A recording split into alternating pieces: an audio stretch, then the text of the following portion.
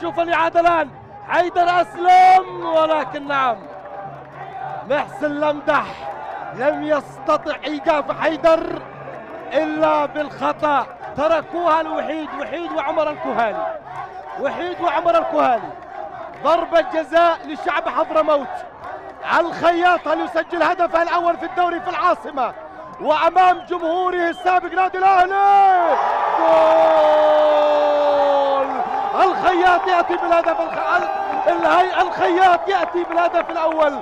الخياط يسجل لشعب حضرموت، نعم، من أجل الصدارة، من أجل الثلاث النقاط، من أجل أن نخرج الشوط الأول بالتقدم. فعلها الخياط